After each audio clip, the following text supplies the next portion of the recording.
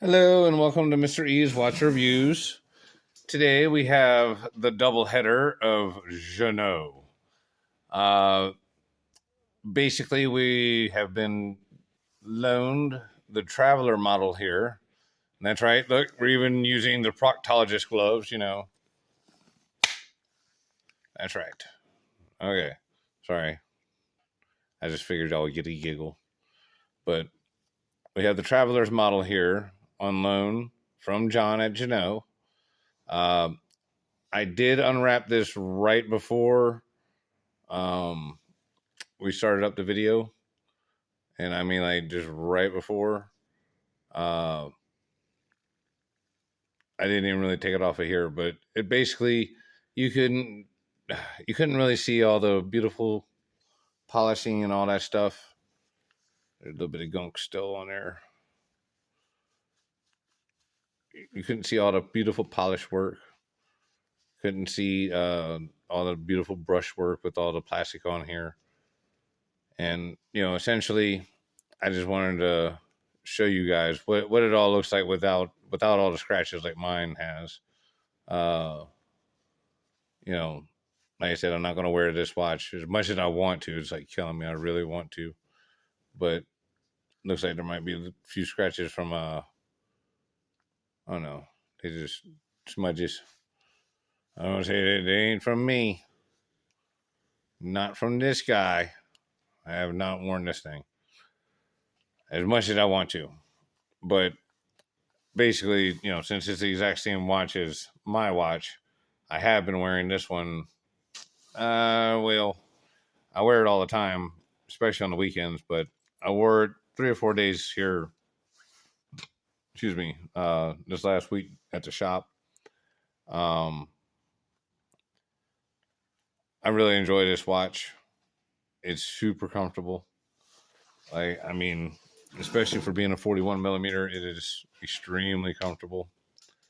Uh, the glide lock on it is just superb. To quote one of my viewers, the glide lock is the best they've ever seen, and the bezel is like a wet dream. The 120 click bezel is just buttery smooth. And I'm not going to lie, because a couple people have been like, hey, I know exactly what you're referring to on the unboxing video of the Traveler. Just saying that the bezel's a little loose. I would have to say no, because in other videos I've showed doing like this, and I mean this is going to catch because this is rubber, but you know what I'm saying. I mean I'm pushing pretty hard. It gets good traction on that, but you know what I mean. It does rotate every once in a while. I'm not gonna lie, I have bumped it a couple of times. I put my hand up into a tight spot and bumped it just right to where it was off a click. So maybe, and again, because this is a diver, uh, wetsuits are rubber, much like these gloves on my hand. So there could be a very, very valid point about all that. Again, I don't think it's too loose. I think it's just right. I think it's actually absolutely perfect, to be honest. I love the bezel action on these watches. Uh, so to each their own on that one. Um, I do see his validity. Um, and like I said, myself personally, I have not had too many issues with it being knocked out of place all too often. But as a mechanic, because I put my hands up in some tight places sometimes, like I know a couple of times I stuck my hands in, where there was like a wiring harness or a wiring harness loom, and it did come out and the bezel was twisted a little bit. So fair enough on that. On this Traveler's bezel, this thing is just wow. I really like it. It feels very smooth and buttery and precise. Um, Again, because this watch can be used obviously still for diving and stuff like that. Um, but actually the 12-hour click bezel may be even better for diving, to be truthful. Because that way you can just put it on the hour that you're on or you went into the water at. Yeah, I don't know. I'm not a diver, so you know what I mean. Uh, I do want to compare that bezel to a couple of the other bi-directionals I have. So hang on, let me pause this. Okay, so let me actually just slide this one out the way just a little bit. Set these two here in the middle. Now, it's kind of funny because I really like the way this suitcase is. I can barely hear the click. I don't think y'all are going to be able to hear it on the camera. It glides around very nice. You can feel it lock in to place, but when it locks in, it's kind of light.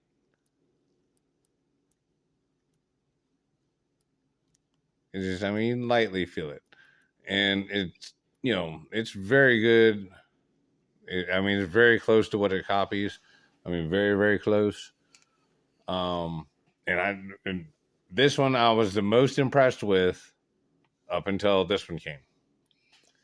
This one, on the other hand, quite the opposite. It's very notchy.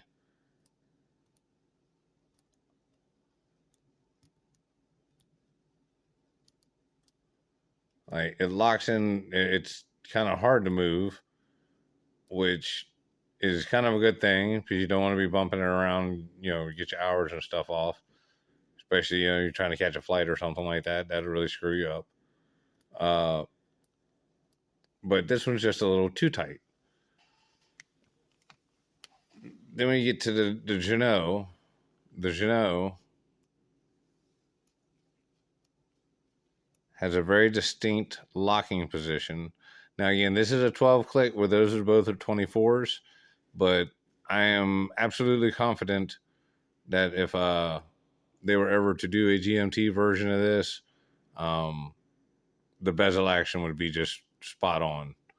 I really hope they do at some point do this with the GMT, because a sapphire bezel and in this configuration, yeah, it would be just phenomenal.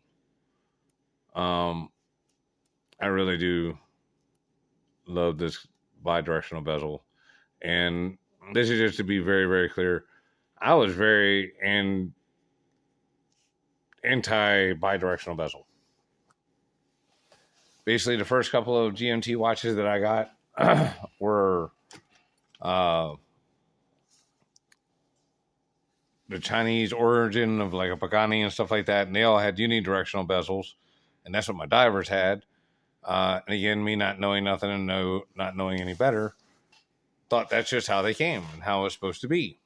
So when I actually got my hands on a real one, like I already done told y'all, I didn't know how to work the damn thing, and when stuff didn't work the same as my Chinese one, I thought something was wrong with it, which is kind of stupid on my part. I even questioned whether it was actually a real one, which now I felt even dumber. But at any rate, it is what it is. We live and we learn, right? So with that being said, I really started questioning, say, well, how is it supposed to feel? And like I told you guys the other day in the little San Martin review, I went down to the actual AD and got to play with, a real Batman. And I got to feel that Rolex bezel. I was like, man, that's actually right smooth and impressive and buttery. Like I really liked it. It had a very nice positive click, much like this one here, and buttery smooth like this one here. This one here feels nice and buttery smooth, but the click just isn't quite as positive. Like that's the spot. Like it's in place right there. Like you can feel it, but you definitely don't hear it, and it's not a very positive lock. I mean, it doesn't have no backplay, but it's more the drag. than anything. But again, big price difference between this watch and that watch. $300 something dollars.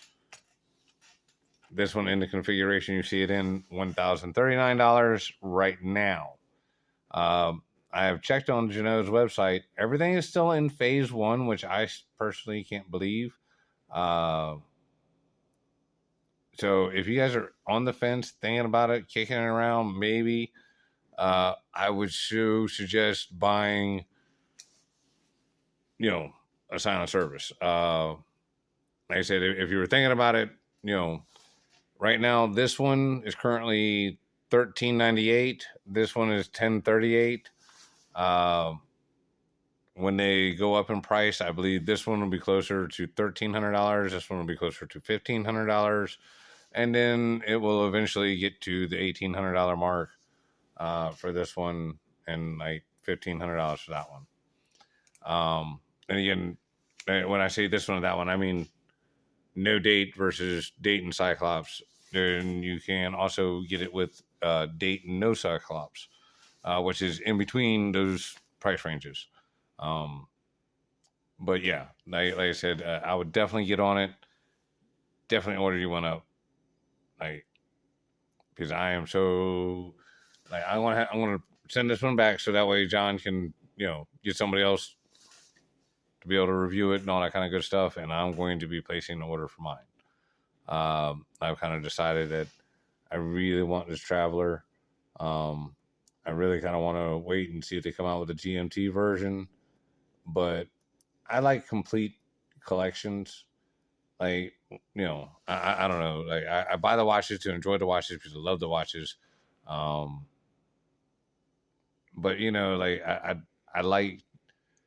I would like to have one of each of what John has produced, over time. I don't know. I got one of these weird sneaking suspicions that, 50 years down the road, we're going to be watching antique road shows on some kind of crazy channel, WNPBS or some crap like that instead of just PBS because it's the future. But anyway, I can see it now. Antiques Roadshow. I'm going to be on there and I'm like, you're worth $200 billion, but because of inflation, it's like $50. But you have these Ginault watches and you're going to be super famous because, yeah. I don't know. I guess that's a lot of high hopes, right? It is what it is. It'll probably never happen. But in the meantime, until my future rich and famous self gets to enjoy his fame and glory from owning these, I'm going to get to enjoy these. And I keep saying these. I mean this one and like my Ocean Rover 2. And once I order my Traveler, because yeah, I do. I want to wear that one. I really like this one, the no Cyclops, like that smooth face. I really like that. Now, I promise you guys a full review. Let's go ahead and bust out the micrometer. I'm just going to use this on mine because, again, I don't want to mark up his. So 39.9 at the bezel. My case is measuring, did I measure it wrong? My case is actually measuring at just under 40. So they say, oh, there we go. I had it in the wrong spot. So again, just at 40, they say 41 on this case, but I don't know. This one's measuring a little smaller than that. Did I measure at the right spot? I want to say that it just doesn't seem right. Well, I keep getting 40.1. Maybe that's why it doesn't wear like a 41 to me. They said it was a 41.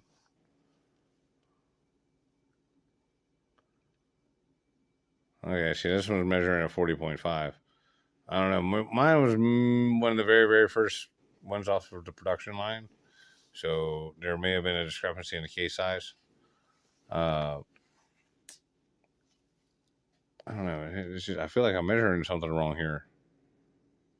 Maybe I was squeezing too hard. Okay, no. I must have been doing it wrong at first. I don't know how the fuck I could have been doing it wrong, but okay, now mine's measuring closer to 40.5. This thing zeroed? Yeah, zeroed. Oh, okay. The little crown is, I believe, 7 millimeters. Yep, 7 millimeter crown. Nice, big, beefy crown. I really love that crown. It's 20 mil between here, lug to lug. Absolutely zero play and links. Um, Again, these are just some of the most fantastic watches that I've put my hands on. Um, like I said, I did not wear this one yesterday, and I got this one last night, so I wore this one overnight. Uh, but as you can see, it's still got the right time. Is that one was set? Yeah, yeah. At the right time, and still running like well over 2 days now. Uh, this one here, I didn't ever set the time on it or anything like that. But it was it running when I opened up the box? No, I don't think it was, because I want to say it had been sitting like 3 or 4 days, so it had conked out at some point. And again, had it had the date, I could at least told you what day it was that it conked out. But here let's bust out the magnifying glass.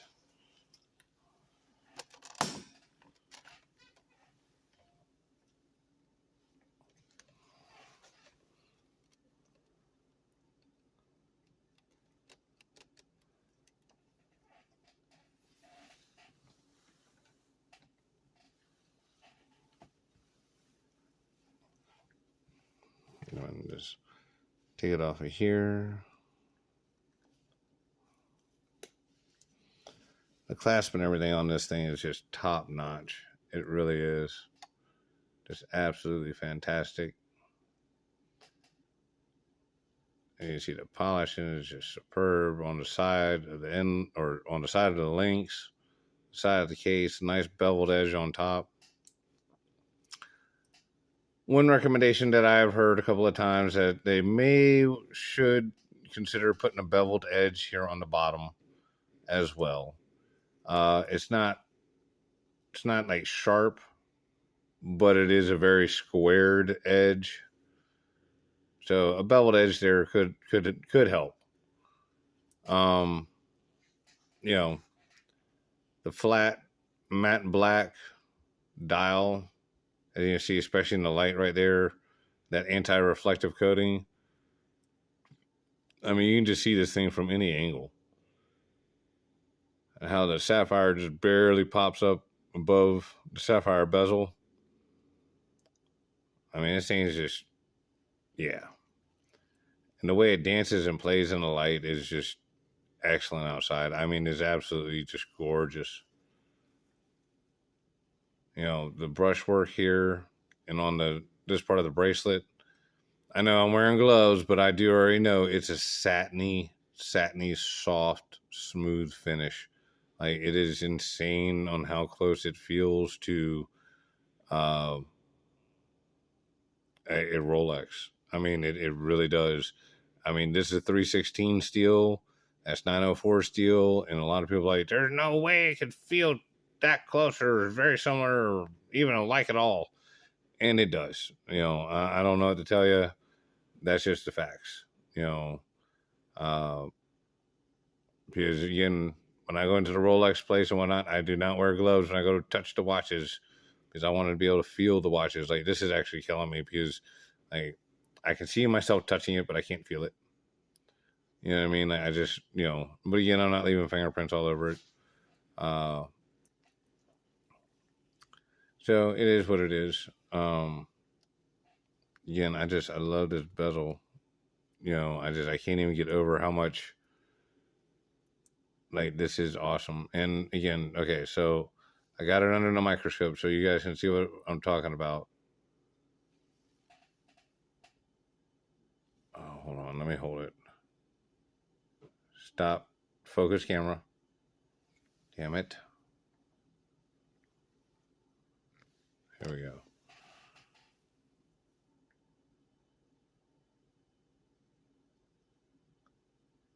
There's a teeny tiny amount of play back and forth. And I mean, like to me that's negligible to me, because this is a bi-directional bezel. Um, you know what I mean? Whatever the locking mechanism is in there, it's got to be able to allow to go either way. So you know what I mean? Uh, I do see that, and I mean, again, like I said, we've already addressed uh, the difference in opinions between me and Mr. Costa. Like I said, his statements are valid. Um, you know, especially with the wetsuit consideration, being that they are rubber and stuff like that. You're typically wearing rubber gloves, so I can see where it would be easier to bump and knock that thing to where you have messed up the time. But essentially, the best thing about a unidirectional bezel is if you do mess up the time, it should be, making you think that you have less time under the water than you do. Which that would suck to come up and find out that you've only been down there for 15 minutes and you had another 45 and you just fucked up. But, better than dying, right?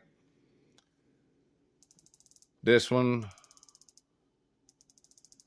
like I said, I love Ginault's bezel action.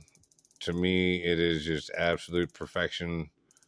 And yes, it's because it's basically exactly just like the bezel action on a Rolex.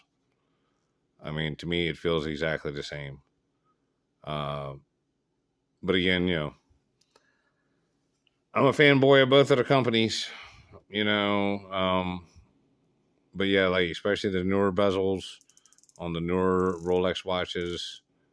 Yeah, like on the older ones, no, because the older ones aren't buttery smooth like this. Some of them are bi-directional and sloppy, and yeah, because I don't remember. I don't know all my Rolex history like I should, but I want to say it for the first few years, the bezel was bi-directional on the Submariners, and then they wound up switching to a unidirectional. But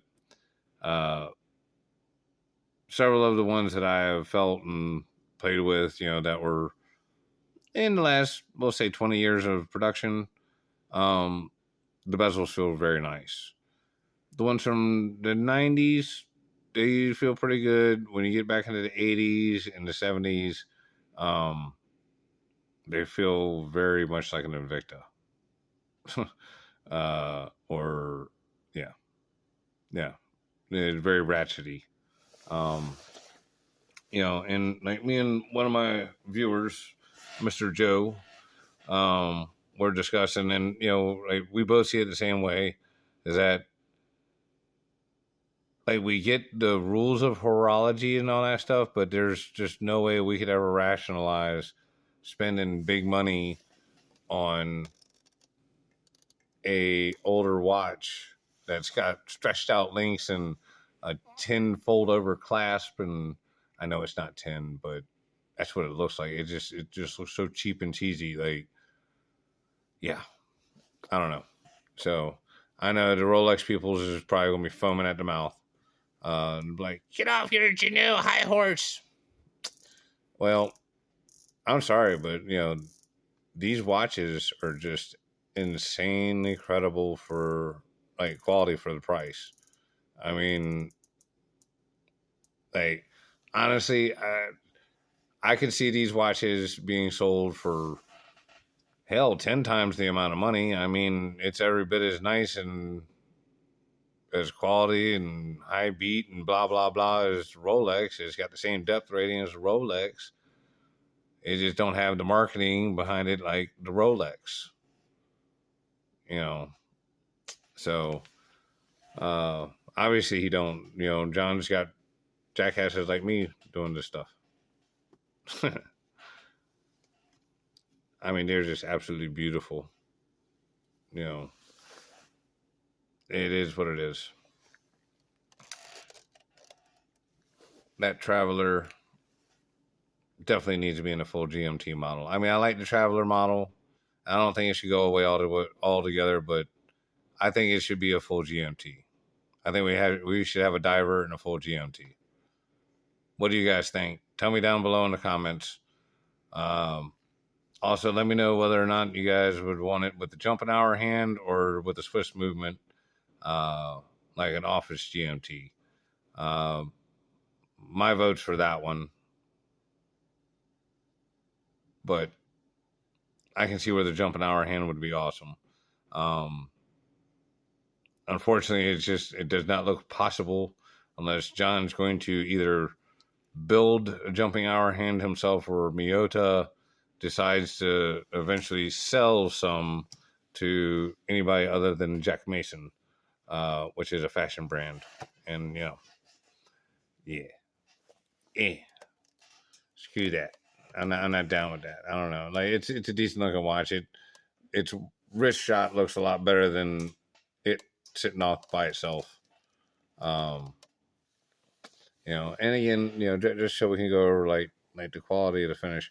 I am an auto mechanic. I have worn this at the shop. As you can see, I do have some scratches, but the polishing on mine still looks pretty good. And like, that's a bad scratch there. That bitch it's terrible. Oh, that made me a little sick to the stomach. But almost every single one of my watches has got that almost a scratch, almost exactly like it. And I don't know exactly what it is I'm doing to do that to them. Other than I'm wearing them and wearing them at the shop. But apparently I'm doing something, and I'm doing it more than once. But like especially here on the links and stuff like that, they all still look like damn near brand new. The bracelet's got some scratches, but again, this is what it looks like when a mechanic wears it. I mean, if you don't do that kind of stuff and whatnot, I mean, it'll probably look like a brand new watch for a very long time for you guys. And I mean, it's not like this thing looks old in any way. You just, like I said, I wear my watches, man. I wear them and I enjoy them, because I mean, hell, if I got to spend $1,900 going to the damn ER, I'd rather have $1,900 on my wrist that I get to enjoy all the damn time. You know what I mean? Yeah, that's what my ER visit that recently cost me. Good Lord. It broke it off my ass. Like if I didn't have heart problems before I got the bill, right? But at any rate, if you guys have hung around this long and all that good stuff, I really do appreciate it. Please subscribe, share. I want to give away another one of these watches hopefully before Christmas. Like I said, we got to get to 840 subscribers before I can do that, though. That's the goal I set for myself, and that's what we got to get in order to give away a watch. It is what it is. If we don't, we don't. If we do, we do. But happy holidays, happy Hanukkah, or whatever else it is you do or do not, do or celebrate or whatever. I'm definitely going to talk to y'all before the first of the year again, though. Yeah, fuck that. We'll definitely talk. Check y'all later. Bye.